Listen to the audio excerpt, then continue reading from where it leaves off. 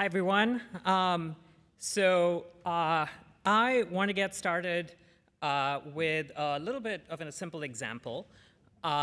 So let's say you decide to read some messages from a channel in a loop, and you gather all these messages. You're processing them.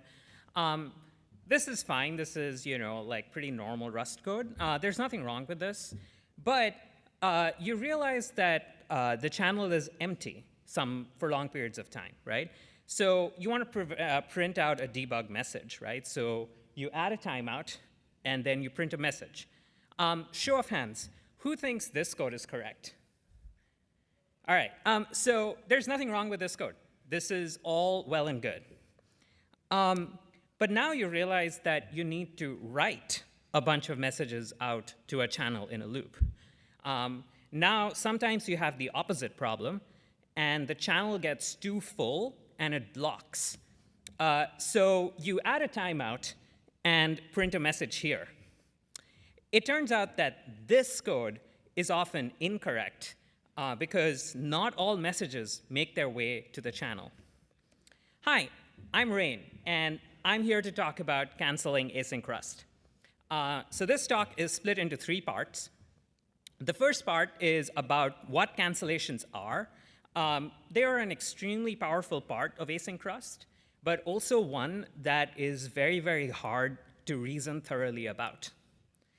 The second part goes deep into what cancellations look like and feel like. It goes deep into their mechanics, and it also provides some helpful ways to think about them. And then the third part is about what you can do today as a practical Rust developer writing Async Rust. What can you do today? So it has solutions, it has practical guidance, and I'm also going to talk about a whole bunch of war stories, real bugs that we found at Oxide in our production use cases. Before we begin, I want to lay my cards out on the table. I really love Async Rust. I gave a talk at RustConf a couple years ago talking about how Async Rust is a great fit for signal handling in complex applications. I'm also the author of cargo-nextest, which is a next-generation test runner for Rust. And cargo-nextest uses Async Rust very heavily in order to express some very, very complex algorithms that I don't know how to express otherwise. I wrote a blog post about it a few years ago, and I'll drop a link to it at the end of the presentation. So I work at Oxide Computer Company. We make these cloud-in-a-box computers. So we provide these really big, beautiful, vertically integrated systems, and you provide power and networking on one side, and you provide what software you run on the other side, and we take care of everything in between. We use Rust everywhere, right?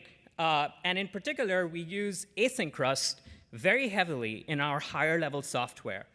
So that is our storage APIs, our networking, and our higher-level control plane or customer management APIs. But along the way, what we found is that we've encountered so many issues around async cancellation that we've put a lot of work into trying to mitigate the issues with it. Let's now jump into what cancellation means. So logically, a cancellation is exactly what it sounds like, right? You start some work, and then you change your mind and decide to stop doing that work. So there's so many use cases for this. Like, for example, you started a large download, right? And you no longer need it for some reason, right? Maybe the user says, I don't need the download anymore. So you want to cancel that download. Maybe you started reading a file, and you're like, I only want to read the first 10 lines of the file, like the head command does. And then you're like, I don't want to do this anymore. And so you don't want to run some code all the way to completion. Rather, you just want to say, I am done with this. And that's what cancellation is. Before we talk about async, I think it's important to understand how cancellation works in like regular synchronous Rust. And so there are a few options here. One option is you could have like an atomic in like some global state, which sets a flag saying, I am done with this, I cancel it.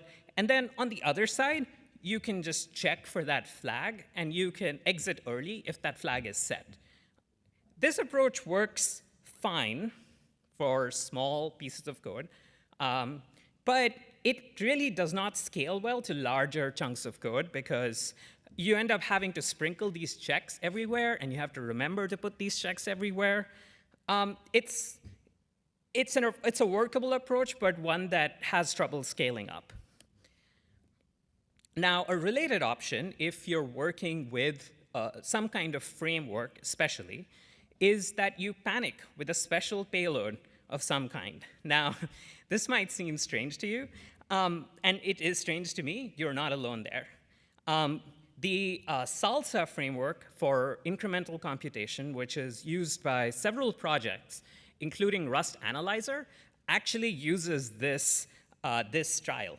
So, and something I learned yesterday was that this has been causing problems for Rust Analyzer because panicking only works if you can catch that panic at some level above. And so it works on build targets that have a notion of what is called panic unwinding. And a lot of build targets don't. So for example, WASM, right, one of the leading build targets for Rust, does not have a way to catch panics. And so this approach does not work for WASM, and so Rust Analyzer currently cannot work with cancellations on WASM.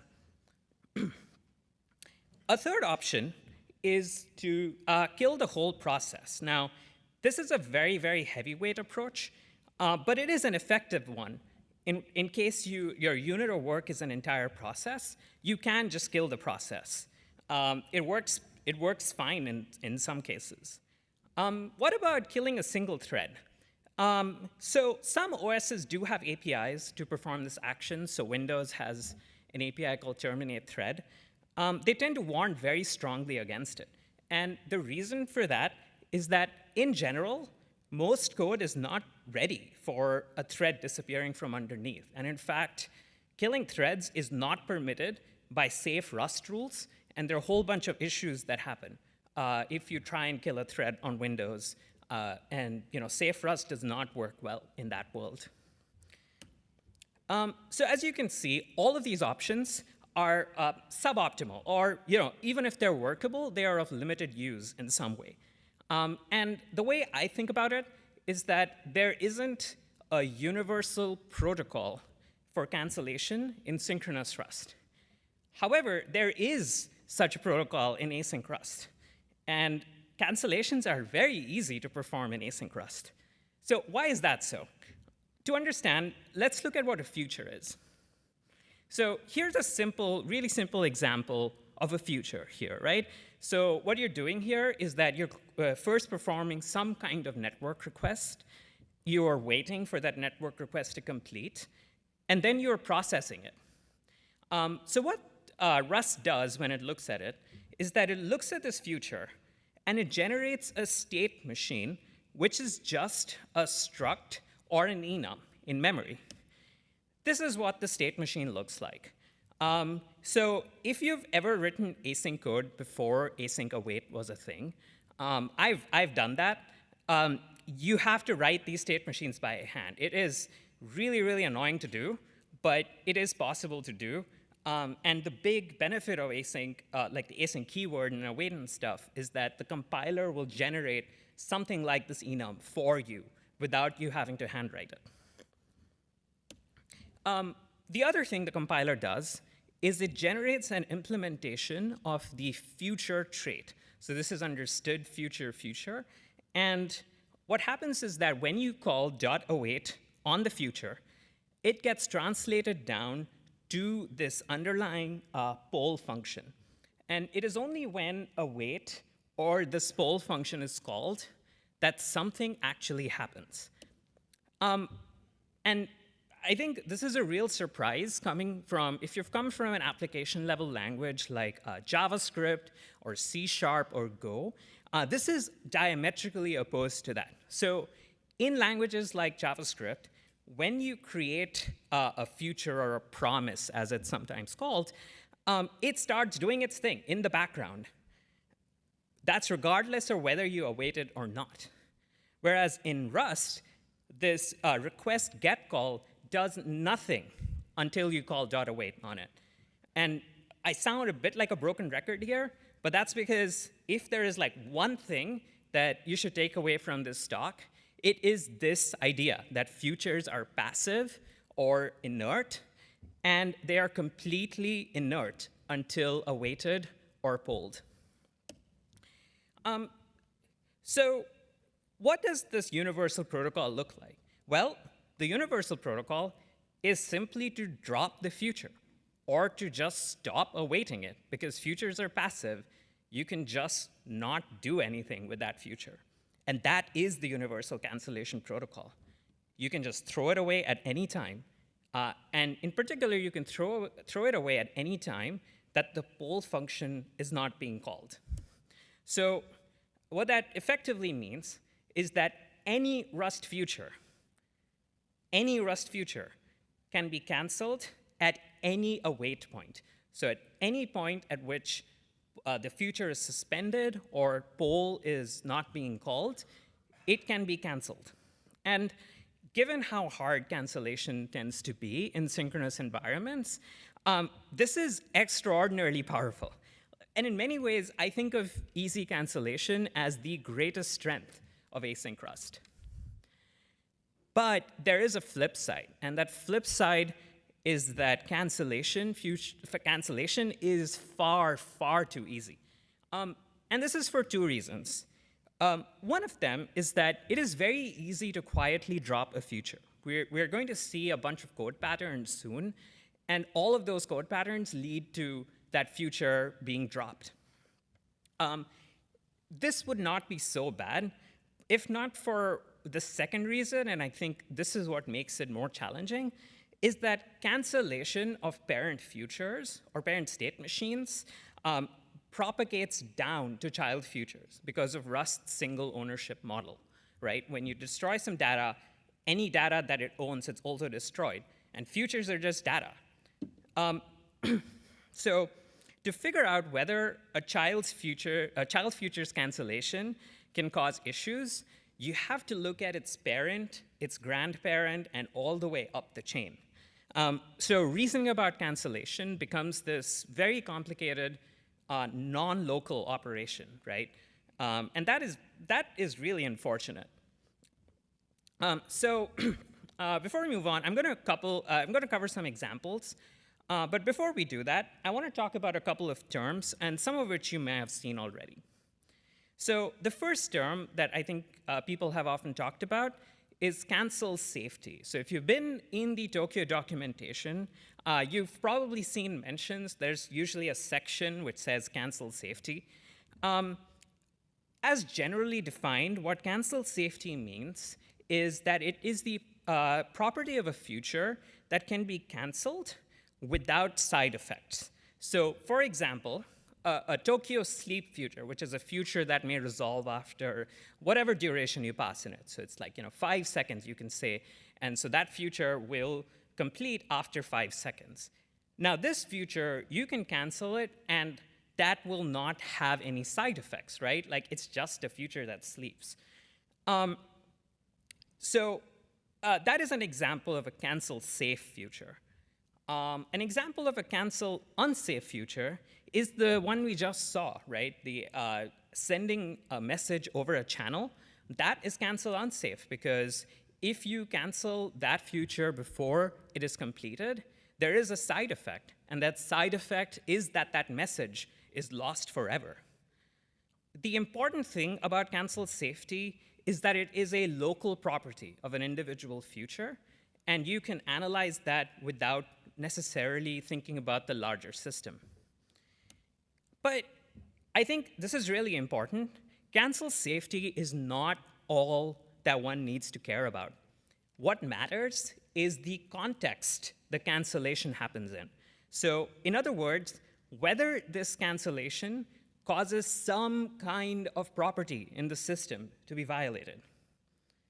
For example, if you drop a feature which sends a message, but for whatever reason, you don't care about that data anymore, right? Maybe you just don't care about it. Then it's not really a bug, right? And to capture this idea, I use a different term to distinguish it from cancel safety. I call this cancel correctness, which I define as a global property of system correctness in the face of cancellations. This is not a standard term used in the Rust community, but it is a term and a framework that I found really helpful in understanding cancellations. Now, when is cancel correctness violated? It requires three things. The first is that the system has some kind of cancel unsafe feature somewhere within it. We will see it shortly. There are several ways APIs that are cancel unsafe, you can rework them in various ways to become cancel safe. If there aren't any cancel unsafe features in the system, then the system is considered to be cancel correct. The second property is that a cancel unsafe feature is actually canceled. Now, this may sound a little bit trivial, but in practice, there are a bunch of ways you can organize or reorganize your features to make it so that they are not actually canceled. And if you do that, then the system does not have cancel correctness bugs. The third thing is that canceling the feature has to violate some kind of property of the system, right? So we already saw an example with data loss where you send a message, you cancel that message is lost. You can also have some kind of invariant violation, some data that should be some and is none. Or another example is that there's some kind of cleanup that must be performed before a feature is done. And you just don't get the chance to perform it because you drop the feature. You cancel it. So a lot of making async Rust robust tends to be to tackle one of these things. I want to zoom in for a second on invariant violations. And I want to talk about an example of a Tokio API that is very, very prone to cancel correctness issues. And that is Tokio mutexes. So the way Tokio mutexes work is you create a mutex, you lock it, and that gives you mutable access to the data underneath, and then you unlock it by releasing the mutex. If you look at the lock functions documentation, there is a small cancel safety section, and what it says is that this method uses a queue to fairly distribute locks in the order they were requested. Canceling a call makes you lose your place in line, right? This is, it's not totally cancel safe, but it's a fairness cancel safety issue, right? You lose your place in line.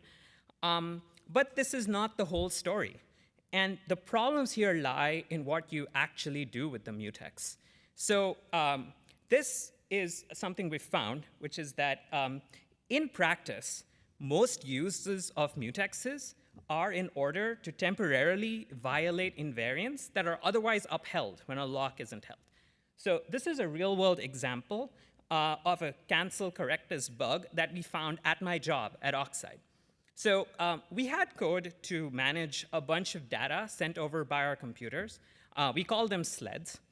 And there was this shared thing which processed all of this data.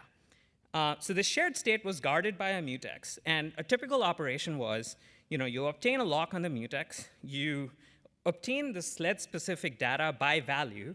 So in this case, you use option take. And that moves that data into an invalid state. Then you perform an action, and you set the sled-specific data back to the original value. So over here, we have a case where while the mutex is held, the data is temporarily none, but before the mutex is released, that data becomes some again. And this is a very, very common pattern with mutexes. So this by itself actually doesn't have too many problems.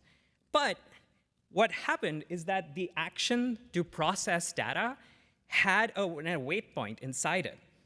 And so what would happen is that if the code that operated on this gets canceled at that await point, like right there in the middle of the operation, then the data would be stuck in the invalid state. And that is not great. We've had so many bugs related to this kind of issue. And note that this is like one of those places where you have to do non-local reasoning.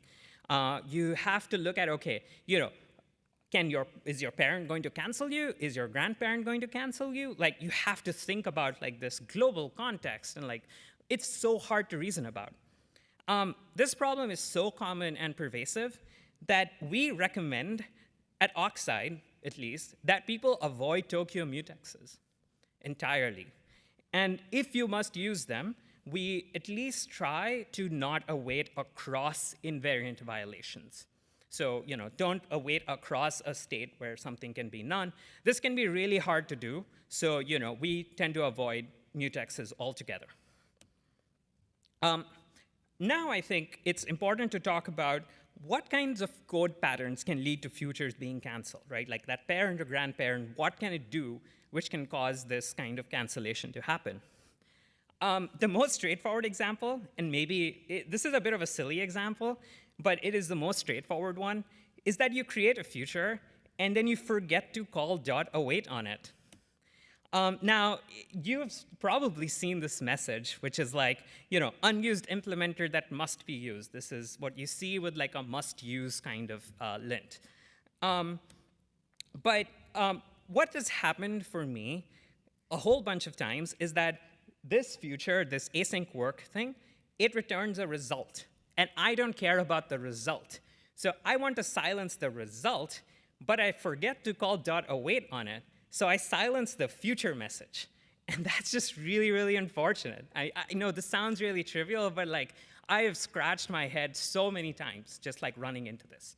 So this should give you a taste of how simple it is to cancel futures and like silently drop and cancel futures.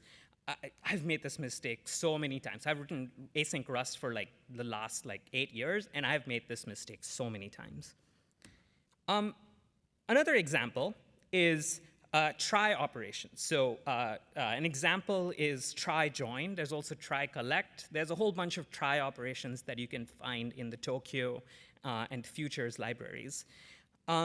Now, if you call try join with a bunch of futures, and all of them succeed, it's all good. But the reason you call try is because you expect some of them to fail, like they return a result, right? And what if one of them fails, then the rest just get canceled. And in fact, at Oxide, we had a really bad bug around this. So we, as part of our computer lifecycle management, we had code to stop a bunch of services that were all expressed as futures. So the code to stop each service was a future by itself. And we used try join for this. But what happened is that if one of those shutdowns or stops failed for whatever reason, right? All sorts of reasons it can fail, we would stop running the code to shut down the other services. And that's not great, right? If you're shutting down services, you want all of them to be shut down. But perhaps the most well-known source of cancellations is the select macro. Select is a really beautiful and powerful operation. I love select. I know opinions on it are mixed. I really love select because it is called with a set of futures, and it drives all of them forward concurrently. Each future has a code block associated with it, and what happens is that if one of those futures completes, then that corresponding code block is called. But also, as this is a fundamental property of select, all of these other futures are always dropped. They are always canceled. And for a variety of reasons, select statements in general and select loops in particular are very prone to cancel correctness issues. So a lot of the documentation for in Tokio for cancel safety will talk about select loops. But I want to emphasize here that select is one notable source of cancellations. There are many, many other sources of cancellations. So, if you remove all select operations, you might think you're free, but actually no, there are all sorts of places where cancellations can happen, and you have to think about all of them. All right, so I may have filled you with despair, and now I am going to try and lift up some hope, right? What can we do about this?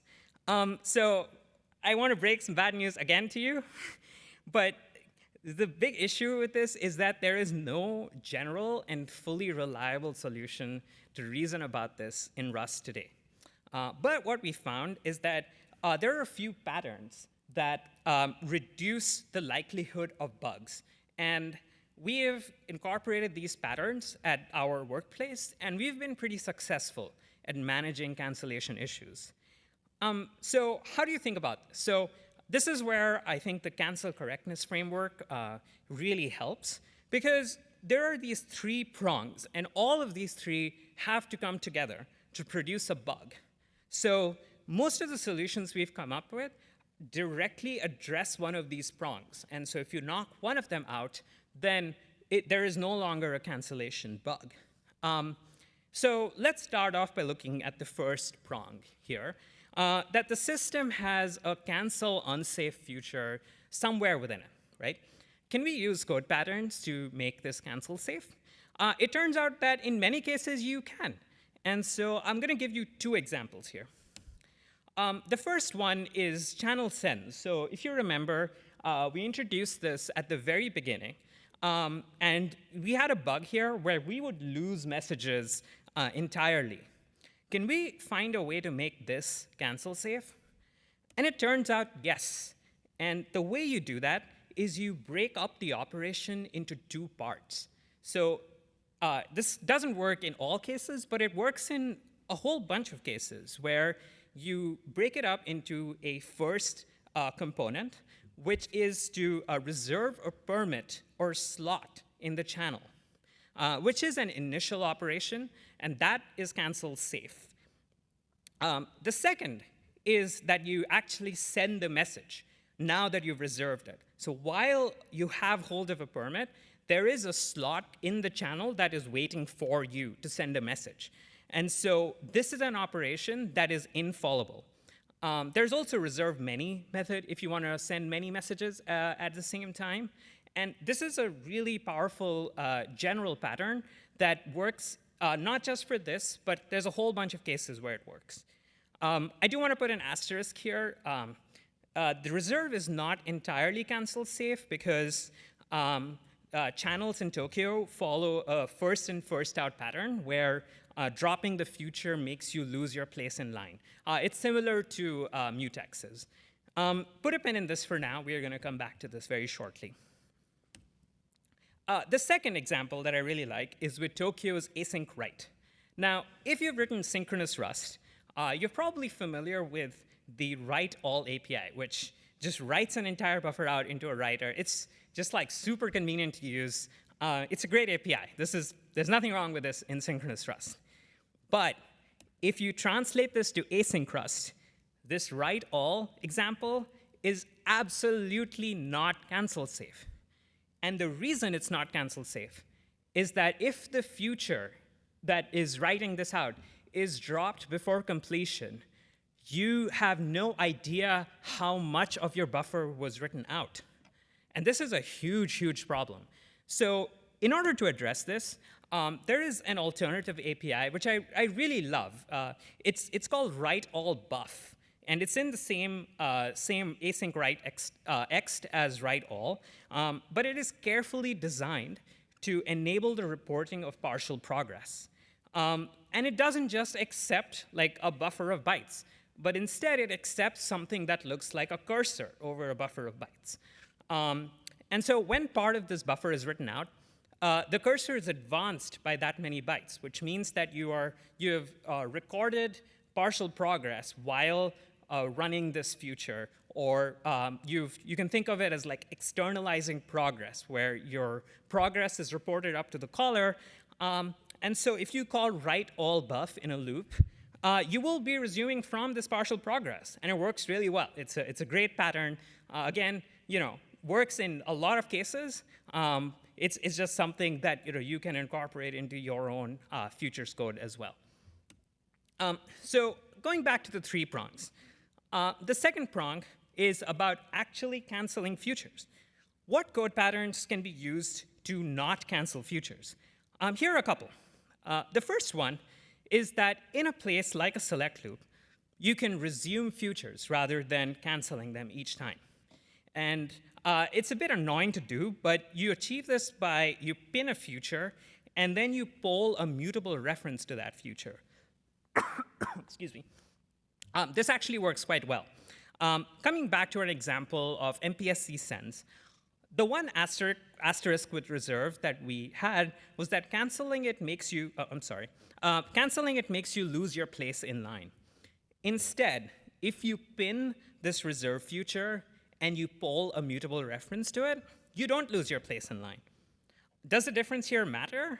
Honestly, depends on your application, right? But you do have this pretty general strategy that is available to you. The second example of not canceling futures is to use tasks. So I mentioned earlier that futures in Rust are diametrically opposed to promises or futures in other languages. Well, there is an alternative in Async Rust that is much closer to this general idea of JavaScript, and that is called tasks. So Tokio has tasks, and like most executors have tasks, some notion of tasks. And unlike futures, which are driven by the caller, tasks are driven by the runtime, such as Tokio. And so if you drop a handle to a task in Tokio, it does not cause that task to be canceled. And so tasks end up being a really good place if you want to write cancel and run cancel unsafe code. We had an example of this at Oxide where we have an HTTP server called Dropshot. And previously, whenever an HTTP request came in, we would use a future for it, and we would drop that future if the TCP connection was closed. Now, this was really, really bad because what happened is that we had cancel unsafe code, and future cancellations would happen all the way over the network. And that is an extreme kind of non-local reasoning where you have to think of what that other machine is doing, you have to think of network flakiness, all sorts of things. And we addressed this by each time an HTTP request came in, we would spin up a task, and we would run that task to completion, even if the connection is closed. So before we end, the last thing I want to talk about is that this sucks, right? The whole promise of Rust is that you don't need to do this kind of non-local reasoning, like ampersand and ampersand mute, and like unsafe code, like all of these things. They are meant to be structured such that you can analyze small bits of code for local correctness, and you can scale that up into global correctness.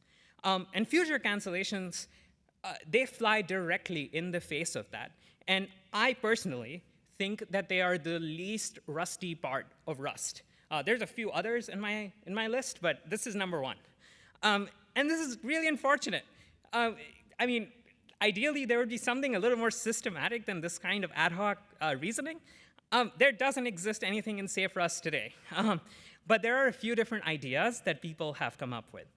I don't have time to discuss them in too much detail, but I wanted to give a nod to these ideas. So there's async drop, which will let you run some async code whenever a future is canceled. So you can do cleanup and stuff there. There's a couple different proposals for what are called linear types. So we have one proposal called unforgettable types, where you can force some code to be run on drop, or you cannot call things like memforget on it. That would solve some more of these cases. And then there's another proposal called undroppable types, where you can force some code to not be cancelable at all, and once it's been created, it must be driven all the way to completion. All of these options have really, really significant challenges. I'll drop some links at the end of the presentation that cover some of these challenges, and and just talk about some of these options. So just summarizing the talk, just the one thing that I want you to take away from it is that futures are passive, but we also introduced cancel safety and cancel correctness as concepts. We saw some of the kinds of bugs that can occur, and we looked at some recommendations. Some of those recommendations are you avoid Tokio mutexes, you rewrite APIs, and you find ways to ensure that cancel unsafe futures are driven to completion. All right, so I'm at the end of my talk. Thank you for listening to it. I am just scratching the surface here. There is PhD theses full of work here. If you're curious about any of this, I have a little Git repo, and the QR code gets you to that repo. I've collected a bunch of links and blog posts about it, so have a look. But otherwise, thank you for your time.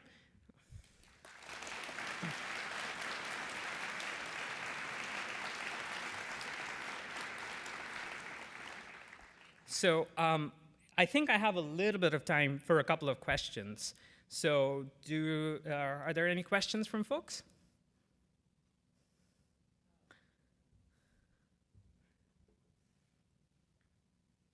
Actor model? Question mark? Yes, great question. So this is an alternative to Tokio mutexes, and this is the one that we recommend people use. So the big issue with Tokio mutexes is that they are a shared mutable state, right? And shared mutable state tends to be very hard to reason about. What if you had mutable state, but what if it was not shared? And so the idea behind the actor model is that each bit of mutable state is owned by just one task or one actor. And the idea there is that each task, whenever you want to fetch some data or send some data or write to it or read from it, you send a message to the task, and the task will respond to you with some with whatever you requested. This is something that I kind of have links for in my Git repo. This has its own challenges, but overall, we found this to be a much more reliable way of dealing with this kind of mutable state. All right. Yes. So for the warts that you've described with async as it stands today, right, are more of those fundamental to the current language design, or are more of those elements of these major popular libraries, particularly Tokio? Right. That's a great question. So Rust futures are fundamentally passive, right? That is the big upside and downside of futures. The reason Rust futures are passive is because that is the only way you can write futures in an embedded context. So for a variety of reasons, if you want people to be able to run async and embedded, you have to make futures be passive. Can you fix this? Honestly, probably not in the language itself. You cannot make futures active in the language, I don't think. But some of the proposals for things like async drop and so on can help. I think this is more of a Rust language thing than a library thing, but it is. I think it is something that everyone writing async Rust in every context has to think about. All right. Next question. Yes. On the topic of async mutexes, do you think there's an incremental gain you could get from an API like lock and update, where you take a closure that can't be async, so it's harder to invalidate environments? Yeah, great question. So I actually have implemented that. So I have a crate. It's called Cancel Safe Futures. I've implemented this. I call it a robust mutex. And yeah, so it does work. And so the API that we have looks basically like what you described. It is a lock and update API. The challenge there that we found is that we've hesitated to use it. So the way we've done it is that we poison the mutex whenever, if it is canceled in the middle. The problem is that because cancellation is so hard to reason about, we keep worrying about what if this code gets canceled, and then we're worried about a panic. So we found overall that we have not gravitated towards that. Instead, we've gravitated towards something more like the actor model.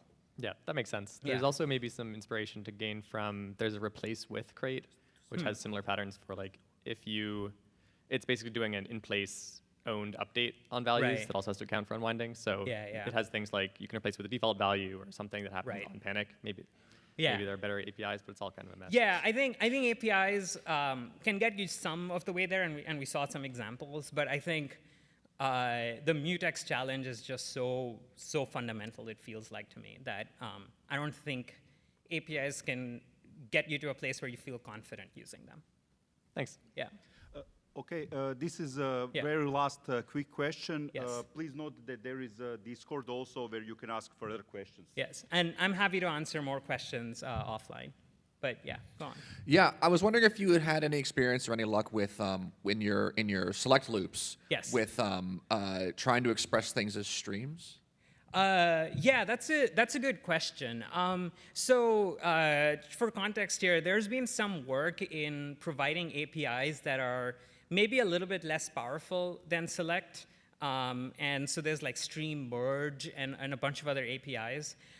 We have found that to be useful sometimes, but I think the fact that selects can wait on individual futures to be completed makes it so that what we found happens sometimes is that sometimes you want to like deal with two streams, and then all of a sudden you have a future that you want to deal with, and so you end up changing that stream code to use futures.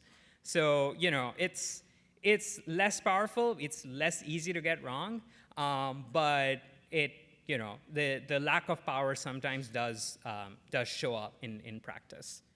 All right, well, thank you very, very much. Those were great questions. Really appreciate it. All right, thanks.